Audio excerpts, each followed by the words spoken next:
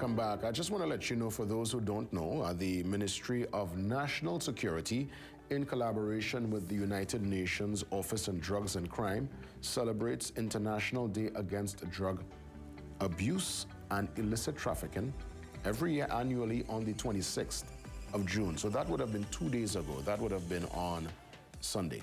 Obviously, it's an important discussion.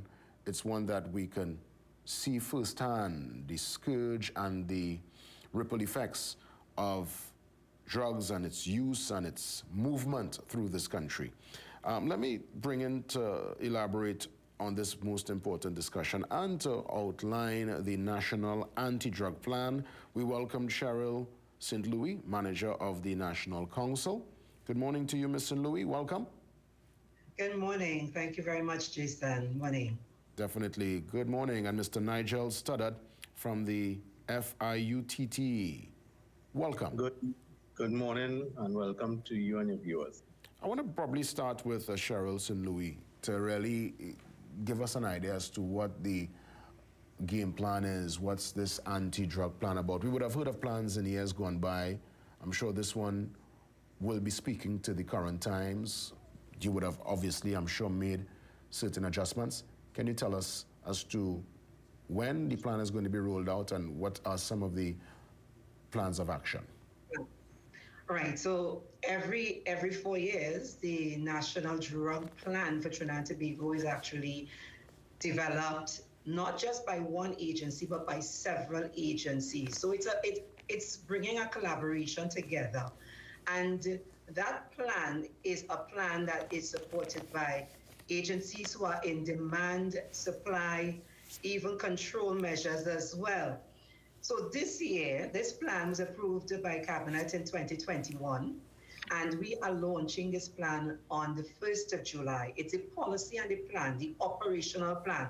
Because you have a policy and you need to have an operational plan that works with all the activities that you're going to be undertaking to ensure that we're able to address the issues that we encounter, both in trafficking and also with demand reduction.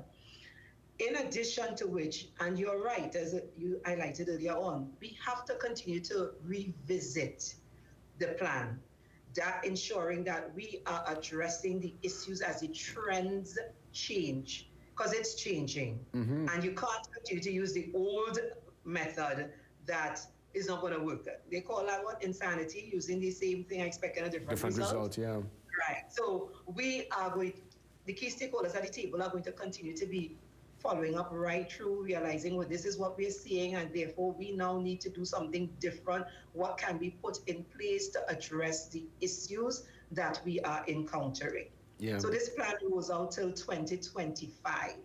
Yeah, and I look forward, because I'll give you a chance to talk some more later concerning the rollout on the 1st of July, because I know there is a TikTok challenge that will speak to the younger generation, because obviously the whole drug game is changing. People hear drugs and your mind will go towards cocaine. Cannabis, yeah, right. Or cocaine, that's it. But the reality is now we're dealing with pills and people popping pills, and that seems to be something that's trending, and the availability of these pills is quite concerning. Right. So I'm hoping that part of this plan is speaking to that current scourge on the island. The edibles and the NPSs, yes. Mm.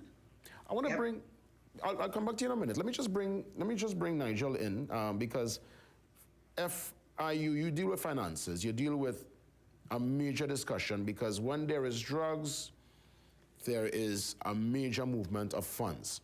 What's the involvement from your side? What's your particular mandate in this anti-drug plan? The Financial Intelligence Unit is one of the international organizations that all countries are required to have.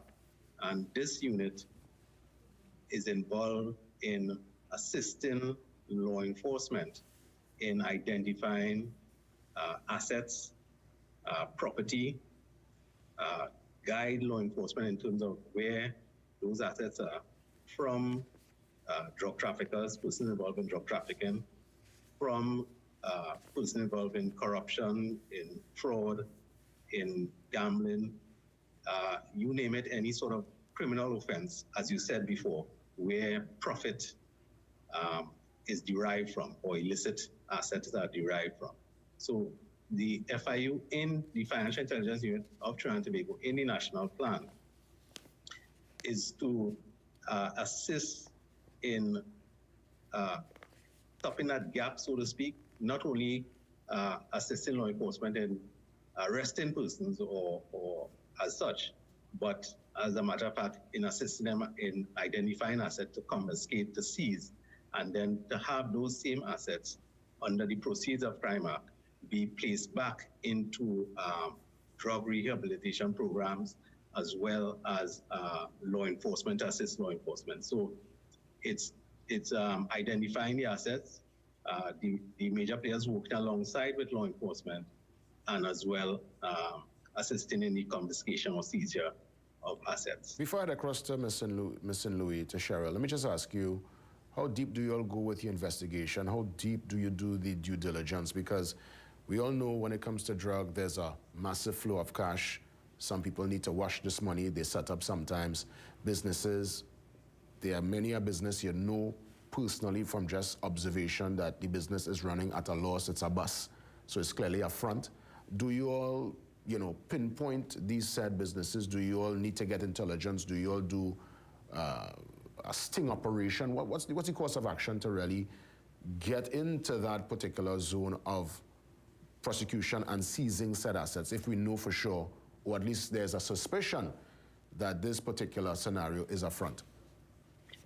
Excellent question, Jason, and I'm glad to explain.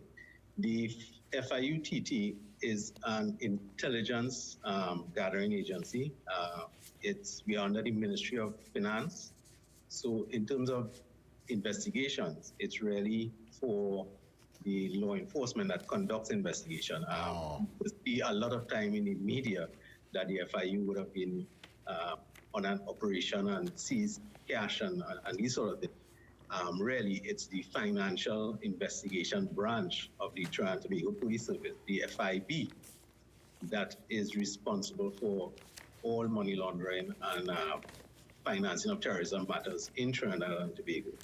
So really what we do is gather intelligence. The information that we get, or the intelligence that we get, is from the financial institutions as well as what we call listed business or non-professional business, attorneys, accountants, private members clubs, and so on, besides the banks and the credit unions and so on.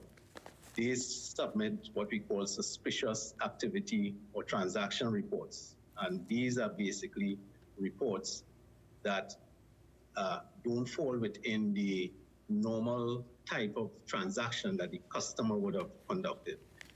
Having received those types of information, we would then do an analysis to verify whether or not, as best as we can, the information that is supplied is either from a legitimate source or an illegitimate source. And having done that, once there is some information that would guide you to believe that is from illegitimate source, then we are required by law to submit a report to the law enforcement authorities, which are the Trinidad and Tobago Police Service, the Board of Inland Revenue, the Customs, Controller of Customs, as well as the Chief Immigration Officer, with an intelligence report, and for they to conduct the investigation and charge someone together with their cooperation with the Director of Public Prosecution. So it's a sort of a chain that we work in to close the loop. I want to thank you for the clarification there, Mr. Stoddard. I think we able to get a better perspective. Before we wrap things up, let me again bring Ms. Louis into the discussion to give us some more regarding the launch itself and this TikTok challenge. Right, so the launch again is on July 1st. Now we're having the TikTok challenge because one of the things we realize is that there are the issues with young people, and these are people we need to engage with.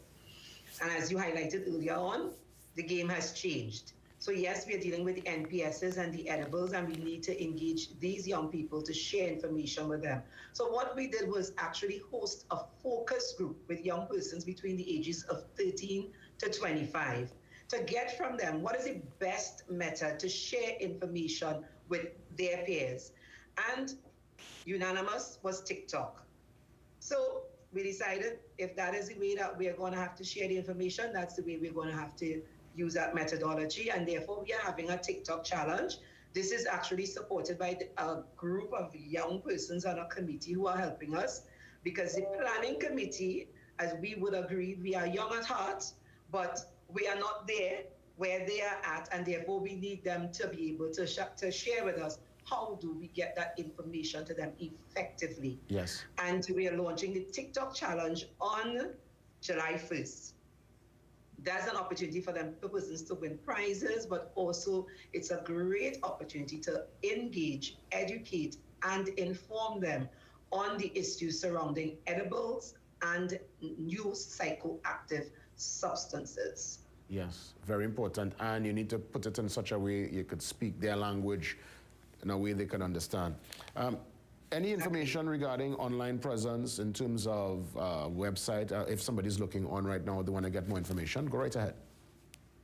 So our Facebook page is NDC we are going to be, when we launch the TikTok page, which we'll be doing on Friday. So once they go to NDC our Facebook page, they're going to be seeing when we launch as well. We're doing it hybrid. We have sent out invitations for persons to attend, but we're also sending out that virtual space so persons can also participate virtually when we launch off that TikTok challenge. Hey, thank you so much, Ms. Cheryl St. Louis, and also Mr. Stoddard from the FIUTT.